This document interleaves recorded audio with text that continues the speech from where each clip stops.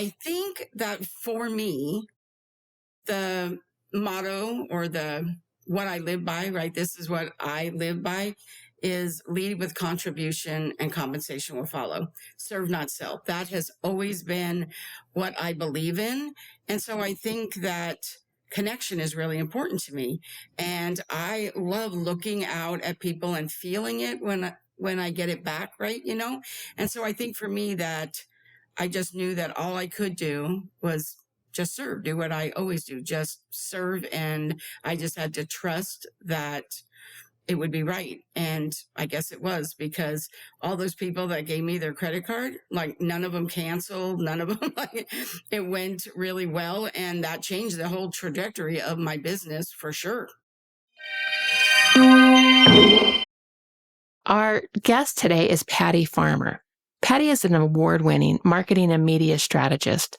She's a business coach and consultant. She's an international speaker. She's a podcast host. She's a magazine publisher and a 7-figure event producer located out of Dallas, Texas. Patty works with service-based entrepreneurs, small business owners, coaches, and speakers to identify their expertise, define their target buyers, communicate effectively to attract and convert their ideal clients, package their knowledge into products and services, and position them in a marketplace to maximize sales. Patty is passionate about helping her clients design the lifestyle they want to live so that they can make a big impact on the world, and bigger deposits in their bank account, and master their marketing, leverage the media and monetize their business in a way that creates transformation for both them and their clients. All of this, and I'm sure you understand why I enjoyed this conversation so much. We speak each other's love language. Let's meet Patty Farmer. Welcome to Extraordinary Women Radio, Patty. I'm so thrilled to have you here with us today. I'm so excited to be here. I love your show, so I'm so excited to be a guest. Yeah. You and I have kind of been in some similar circles and known of each other, but I don't know that we've ever had the opportunity to stop and just really get to have a great one-on-one. So I'm thrilled to be able to do this. I am too. I love it. And everybody else just gets to listen in. So that's always fun, right? That's totally good. So I want to hear the story, the aha moment that really changed the trajectory of your life into doing this work that you're doing today. So the biggest story for me is that I'm from Las Vegas. I owned a mortgage company and a marketing company at that time. And then in 2008, we moved to Dallas. Yeah, and we all know what happened in the mortgage industry in 2008. Totally. Crazy, right? Totally. So that was kind of crazy. So then in 2008, we moved to Dallas. I don't know anybody, like not one person. And I'm sitting there in this moment waiting for my furniture to get delivered and all that stuff. I'm kind of having like the pity party for a minute. And then all of a sudden I'm like, Patty, like put your big girl panties on. Like you are in like a Metroplex right now and you don't know anybody, but you're in the people business, right? So I got up, I walked to the refrigerator and I wrote 100,000 on a sticky. And when my husband came home, he said, what is this? And I said, I've decided that I don't know one person here. And obviously I'm not going to be in the mortgage industry anymore. So I'm going to be in the marketing company, which was what I loved anyway. I said, but in 1 year, I'm going to know 100,000 people and I'm going to make $100,000 doing it. I did it in 9 months and I had a plan, and speaking was the plan for me to do it. But I have to tell you, the story of that is what really did it for me, because I was so fearful. I was so afraid. I didn't want to be a speaker. And I had a friend who asked me if I would come and talk about networking. She's like, Patty, you could talk about networking for like 30 minutes. It's not that hard. You can do it without even thinking about it. And so I said I would. And then, a little sneaky little thing, when I got there, she said, oh, Patty, I want to tell you that I really need you to talk for an hour. And I was like, what? She says, and we're going to video it. And then she said, oh, and Patty, I need you to kind of be funny. I was like, funny? What are you thinking? And she said, yes. And at the end, like if you want to make an offer and invite them to like do something, like you can. I didn't have no offer. I didn't have anything. And I was like so sick. I went to the bathroom, got violently ill, which actually continued for 18 months. And I literally didn't know what I was going to do. So I got up there and spoke. And as I'm kind of in there, I have to tell you, Tammy, I was like, okay, maybe I'm not doing too bad. People were kind of leaning in. I actually saw somebody laugh, and I thought, okay, I guess I can't be that bad, right? And then they held up that little sign that, said, oh, you have 5 more minutes, and now's when you should be able to make your invitation. And literally, I just didn't know what to do. And I just said, you know what?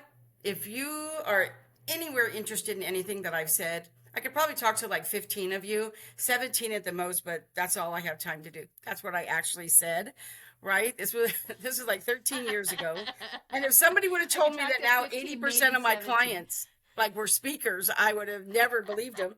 So I said that, and somebody in the back said, "Well, what would we have to do?" And I said, now remember, I'm super nervous, right? So I opened my mouth without thinking and I said, well, it would cost you. I said that. Like, I actually have the video. And the guy says, well, what would it cost us? And I said, like at least $2,000. I don't even know where I got that number. It just came out of my mouth. And this girl in the front says, well, what would we get for $2,000? And I said, anything I would teach you would be worth $2,000. That's what I said. And when I Wow. got off the stage, 37 people handed me their credit card. Oh And then I my had to figure gosh. out like what was I going to do for that. And so I became a speaker, and for 18 months, scared out of my mind, I kept waiting for somebody to stand up and call BS, and like this whole thing, the perception, the fear, like everything was like really really kind of was difficult for me. I was so afraid. I don't know why I was afraid. It's not like I didn't know what I was Well, I talking get it. about. There was a point where I was terrified of speaking as well. So and it's it's documented. It's the second most biggest fear right behind death. I'm like, what's up with that? Um, what a beautiful story. And when you think about that moment, when you took the stage and it flowed from you, whatever was flowing from you, you were connecting in with people. What happened in your body? Oh, well, that's why I got so sick. But in that moment, I remembered something that a coach that I had hired said to me. And she said, whenever you're serving, the most important thing for you to remember is that it's not about you. Right. That it's not Right. about you, it's always about them. And so I had all these like things in my head that we tell each other, no, we're not this, we're not that. In my case, it was like, oh, I needed to be thinner. Like who was gonna, who was gonna listen to All me? those things, I right? can't wear a soap opera dress because I thought, oh my gosh, all speakers wear those beautiful soap opera dresses, right? And stuff. And Soap opera dress. Oh, you that's know so what I mean? Think good. about it though. They I all know wear their exactly soap what you opera. mean. Yeah. And I was like, that is so not me, right? And so I think that that was what was really difficult for me. But once I recognized that, it was like it changed everything for me. It took Yeah. me 18 months to get over it. But Yeah. the one thing that it's kind of actually like a lesson, really, that I really learned is it wasn't really about me trying to be more eloquent, because that's what I kept telling myself. Oh, I just need to learn how to be more eloquent. And Mm-hmm. then I just really realized it wasn't about me being more eloquent. It was like speaking in front of people who needed to hear it or wanted to hear it the way I said it. And Right. so it's really about finding your people, right? Finding your tribe, finding your people. I'm not Patricia Fripp, right? That is not who I am. She's amazing and very eloquent and always wears a soap opera dress, right? But it wasn't me. And once Right. I found my people, then that changed everything and I stopped being sick. Yeah. And well, even in that day, though, something had to have shifted inside of you, or you would not have had all the people lining up to do some work with you. Right. So you were really in that moment, and you were really, was it the connection to the audience you think that brought them? Was it the stories? What was it that brought them to say I've yes thought to of you? that quite a few times. I Mm-hmm. think that for me, Mm-hmm. the motto or the what I live by, right? This is what I live by, is lead with contribution and compensation will follow. Serve, not sell. That has Yeah. always been what I believe in. Yeah, I And do so I too. think that connection is really important to me. Yeah. And I love looking out at people and feeling it when I get it back, right? Yeah. And so I think for me that I just knew that all I could do was just serve, do what I always do, just serve. And I just had to trust that it would be right. And Yeah. I guess it was, because all those people that gave me their credit card, like none of them canceled, none of them, like it went really well. And that changed the whole trajectory of my business for sure. Nice, nice. And that was clear back in 2008. So that's what a journey, to kick it off with is a moment like that. And now that you've been doing this for a long time, and you look back to your 25-year-old self, what would you tell yourself right now? I think the thing that I would tell myself, actually, two things really, would be work in your brilliance and hire other people to work in theirs, right? I Hmm. think that is so important, and get a coach, Yeah. right? Yeah, Get a totally. coach, because I just think it's important, because coaches have coaches, and get Yeah. a coach for what it is that you want to do, and mentors, right? Yeah. Because I think that when people have mentors, they think, I see it a lot, that they think they need to be who their mentors are. I don't Hmm. believe that. I Right. believe it's not about being who they are, it's thinking like they think. Yeah. Right? That is really where it is. So I surrounded myself with mentors, and I hired a coach, Hmm. and I wish I would have done it sooner. Yeah. When I go back to my entrepreneur days, that's definitely my biggest thing that I would wish I would have done sooner too, because when there's been people that have been there before us that we can learn from, and it accelerates our growth. I think that, to me, the number one thing that a coach does for me Uh-huh. is it shortens my learning curve, Yeah. right? And I think that is what's really important. So I have coaches for everything I want to know how to do. Like for me, I'm a marketing coach, Uh-huh. right? But when I decided I was going to do video, I hired a video coach, Right. right? When Yeah. every single thing I do is like, oh, who is it that's what they specialize in? Right. And that's the person that I want. And then you have a business coach that kind of is sort of, the person who walks you off the wall, and the person that you Yeah. go to for everything else, right? But but I mean, having a team of that, right? We know to Yeah. build a team, but really it's almost like, for me, my coaches are like my advisory board in a way, like my Yeah. personal advisory board. Mm-hmm. And you know how, like, when we're growing up, they say, oh, everybody has like those five friends, and you just know that when something happens, you know which friend to call, that, oh, Mm-hmm. this is who I need to call. I think when you surround yourself with the right people, you also know who to reach out to when this thing happens or that happens in business, right? Yeah. And we Yeah. all have it. You Yeah. know who to reach out to, that is the person who's going to Yeah. be able to say, oh, this is just what you need to do. Let me introduce you to such and such, and you'll get right back on track. Yeah. Yeah. What have you learned about fear over the course of being an entrepreneur? I mean, definitely the whole story of the fear of speaking was a big thing. What have you learned about just the sensation, the emotion of fear? I think the thing for me that I've learned is the things that I am the most fearful of are Mm-hmm. the things that I need to do the Mm-hmm. most. The more Right. fear, the more I feel like I need to do it. And I try to tell myself, and I tell my clients too, the things that come easy to us, right? Other people are out there probably praying for somebody, right? Yeah. I Yeah. mean, so when you let fear get in the way, you're Mm-hmm. actually doing a disservice, really, Yeah. to the people out there who are just waiting for you to step into, your greatness, and step out and say, yes, I want to serve. So Yeah. I think when you think about serving, even when people think about selling, selling is service, Yeah.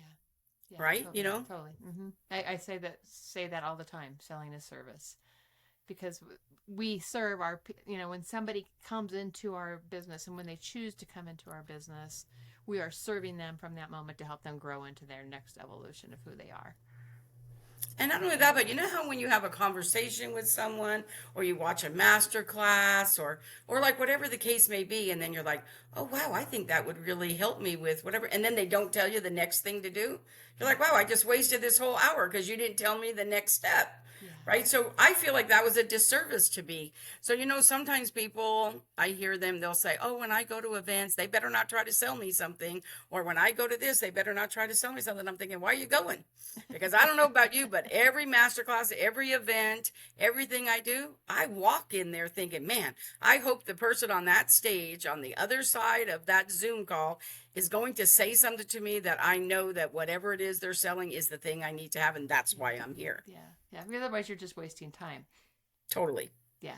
Yeah. So as you have grown your business over the years, and you've built an incredible business, um, from that moment where you were, terrified of getting onto a stage, what's been some of the things that have really made the biggest difference in your business? I would say that during COVID, during COVID, That when we weren't COVID. running around doing live events, I had a huge shift for me. I already owned property in Sedona, and that was going to be where we retired. And Hmm. all of a sudden, I just got this shift, and I thought, as we were getting back into being in front of each other, we were doing it in smaller groups, Hmm. right? Which Hmm. actually helped being able to have that connection, Yeah, right? totally. And I and had I some small retreats at the end of COVID too, right, and it was awesome. and I love that. And so I decided that that's what I wanted to do. So the biggest thing that I'm doing right now that's kind of scary, but I'm doing it anyway, is now we have the place in Sedona. We're finalizing right now a place on the beach in Oregon.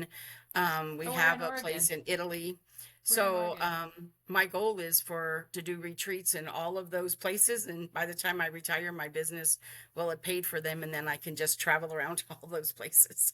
Awesome. We're in Oregon. On the Central Coast, it is between Florence and Newport.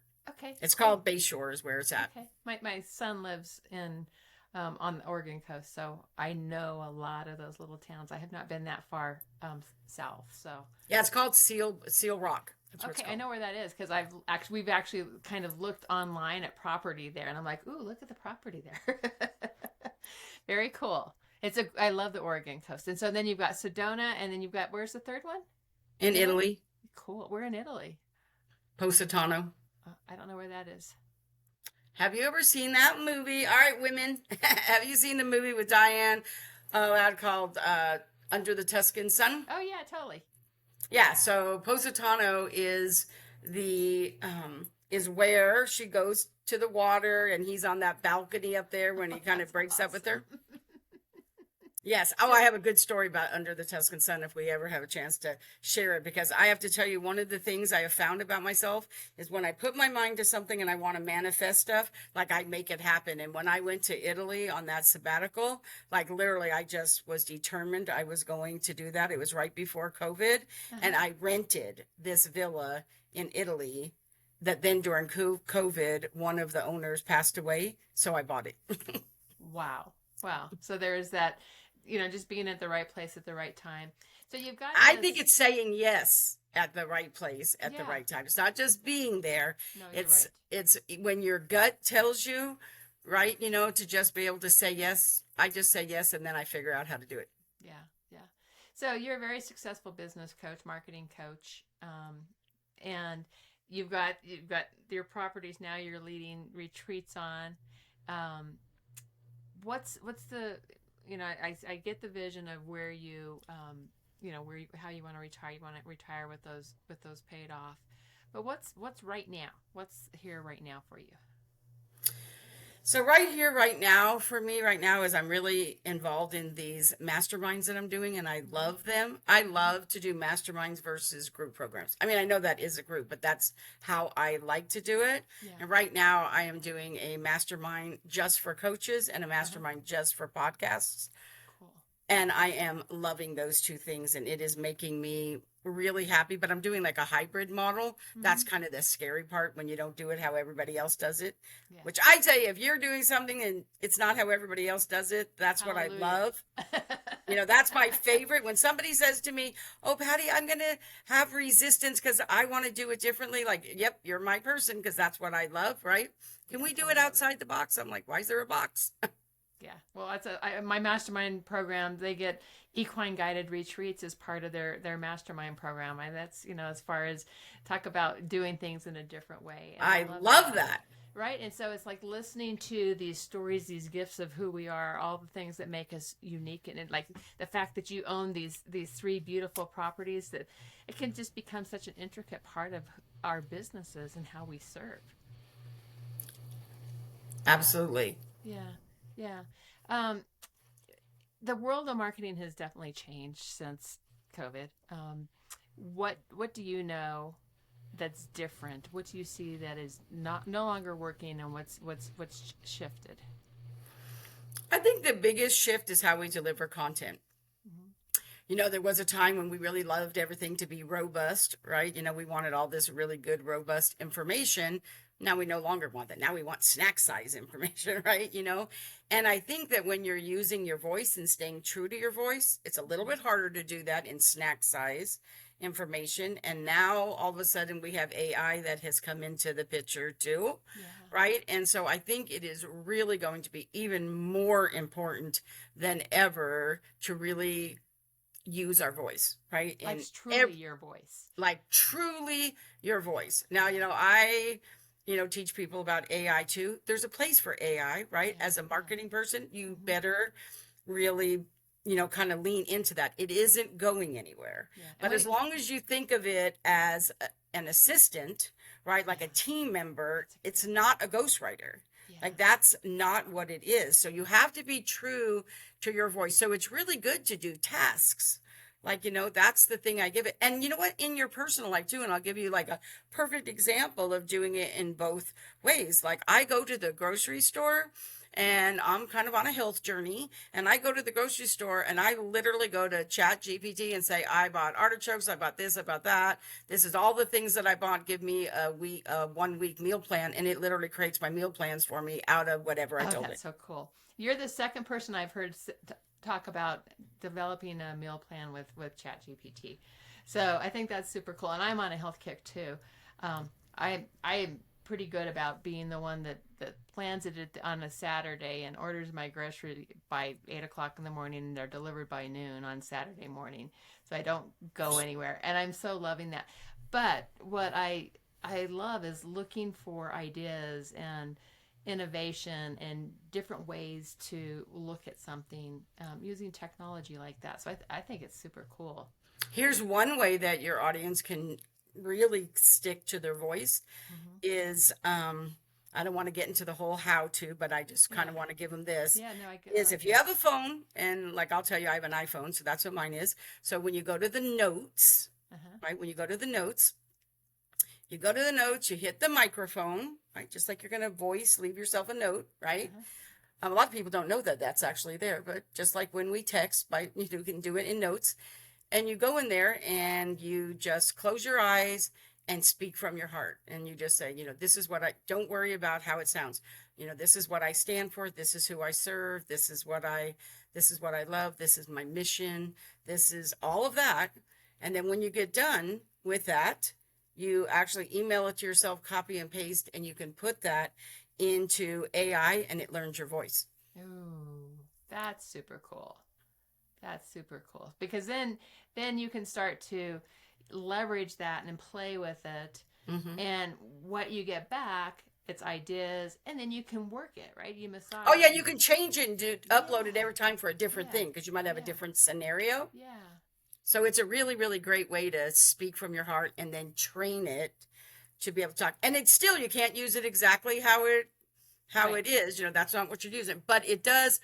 Basically, the number one thing that it does is it uses your words in the data that it gives you. Yeah. Yeah. I've used it from the perspective of saying, okay, I want to talk about, this topic, and it'll spit out ideas. And from that, I'll go and I'll take and I'll journal from it. I'm like, okay, what do I think about this? And so it really just gives us a way to look at things through different dimensions, Mm-hmm. and that's what how I've You know enjoyed what the it. number one thing I use it for? Hmm. This is just like as a taskmaster, like literally every Monday, I will just go to that note thing again And I will put in there and I'll just talk about every single thing I have to do this week. I have to do this podcast. I need to call this company. I need to have these 2 calls. I need to run to the dry cleaners. I need to go to the grocery store, like every single thing that I have to do. Mm-hmm. And then I copy and paste it. And then I tell it to organize it in the most logical fashion. And it actually creates the list for me of how I should do it. That's brilliant. I love it. You know, who knew we would be having this conversation 10 years ago? I mean, that's just so cool. That's so cool. So, what's next for you? What's coming out besides the retirement plan? Oh, I'm not going to retire for anytime soon, but Yeah. what's next for me right now is that I am putting together, I have the magazine. Mm-hmm. So we just had What is a 5 years. magazine? So Tell my everyone. biggest thing now Tell is everyone. that I want to be able to create magazines for other people. People tell me all the time, "Oh, Patty, I'd love to have a magazine. I'd love to have a magazine." Well, putting together a magazine is not all that difficult if you have a team. Marketing a magazine is really what it is, right? I mean, we have 185,000 subscribers to ours. So I really want to be able to create that so that when people want to have a magazine, that we will create it for them and we'll market it for them. So that's kind of something I'm working on now that'll be coming out this year. Cool. And what is your magazine name?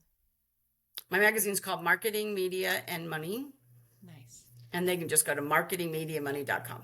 No and, just marketingmediamoney.com, and they can get it. And it doesn't cost anything. So it's free. It's kind of the way I give back to my community. And Mm-hmm.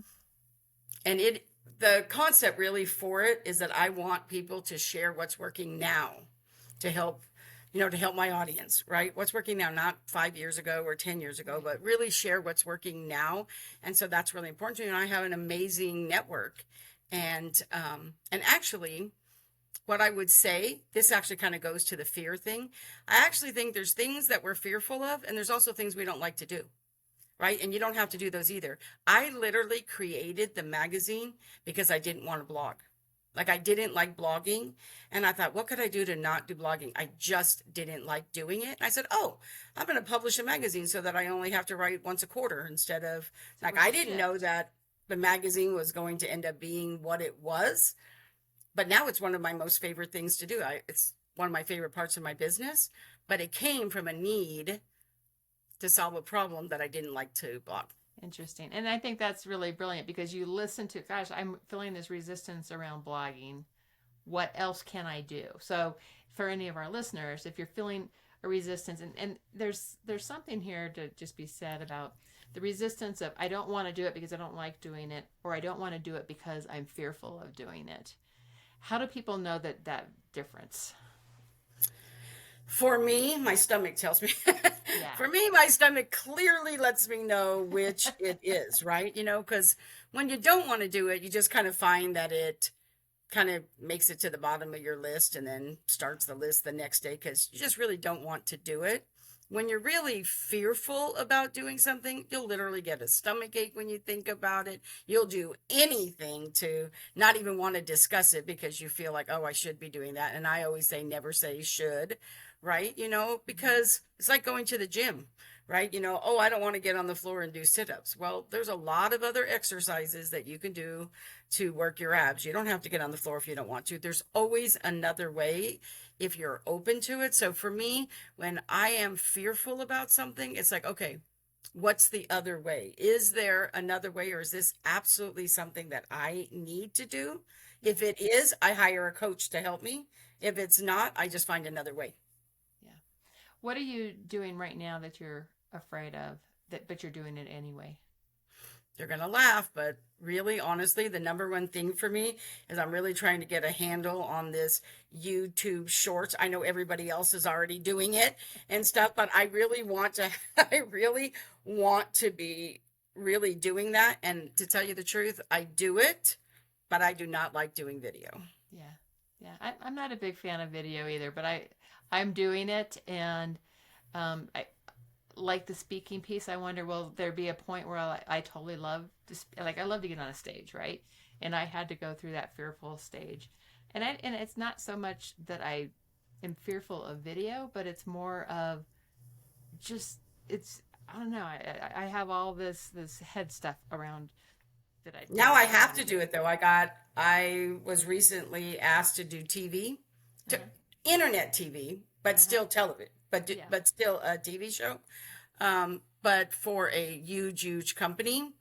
And I'm thinking, like, I'm not even comfortable doing video, but here's a perfect example of that. I was like, I wanted to do it. I knew I should do it. I knew it'd be great for my business, but I didn't want to do it. Yeah. And so I thought, oh, I just really don't want to do it. How am I going to do it? But you know why I didn't? Here was my fear. So I'll just go ahead and be vulnerable here and tell you, here was what my fear is, that I'm a professional speaker. And I thought that because I don't like to do video, that I wouldn't come across the same on video as I do when I'm on the stage. Yeah. And that people would look at the video and say, I'm not hiring this girl to speak because look at, like it, like the perception would be that I wasn't a professional speaker because I really don't like doing video. And that was really holding me back, to tell you the truth. And then finally, my coach said, well, how are you going to get around that? That's always like the thing. Well, how are you going to get around that? And then I thought about it and I decided, oh, so now my show is going to be in the morning and it's going to be unplugged. So I'm doing this show saying, we're not going to edit it. We're going to, this is it. This is me. And now I feel like obviously I wouldn't be that when I was professionally speaking. So Yeah. I feel like the expectation isn't that. So I just kind of flipped it and said, no, now you get to see me when I'm not on the stage. Now you're going to get to And see I me love the when that. unplugged look at it. And it's so funny. I was just having this conversation with a friend in a mastermind that I'm a part of, an incubator that I'm part of.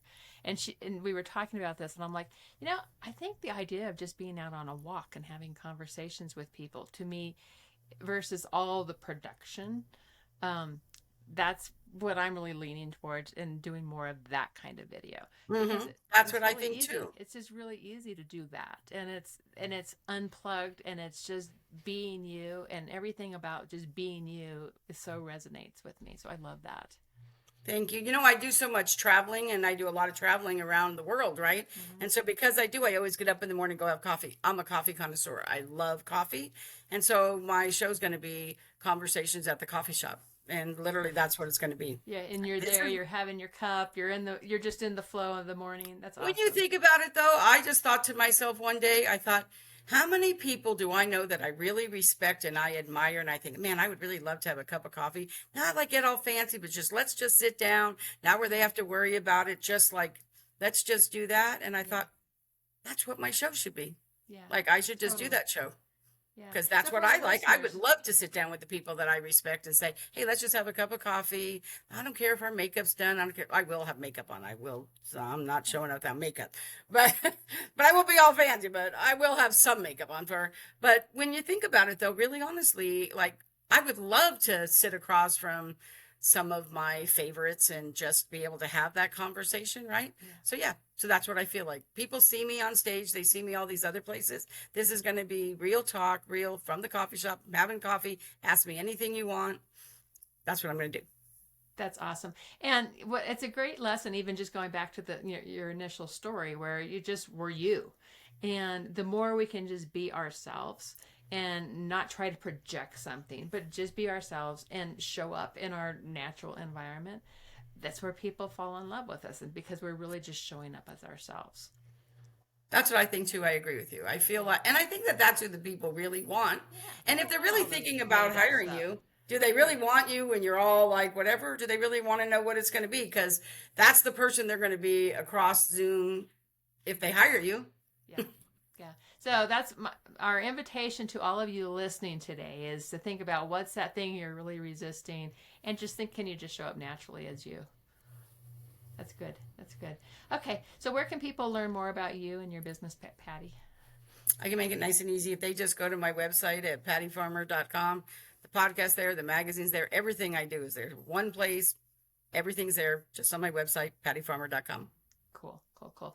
And the final question I always close with are, what are three pearls of wisdom you want to leave with us today? What are three? Pearls of wisdom. Ooh, that's good. I would say strive to be a people connector, not a business card collector. People Yes. just tend to love to do that. The second thing is, which I feel really strongly about, is if you think about your business like an ATM, because it really is, right?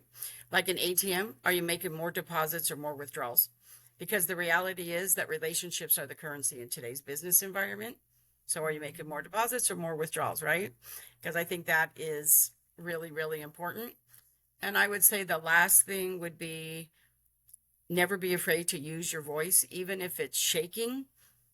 Even if your voice is shaken, there's somebody out there that needs to hear it. So use your voice. So good. I really enjoyed this conversation and just your honesty and openness of your stories. So thank you, Patty, for joining us. Thank you so much for having me. I really appreciate it.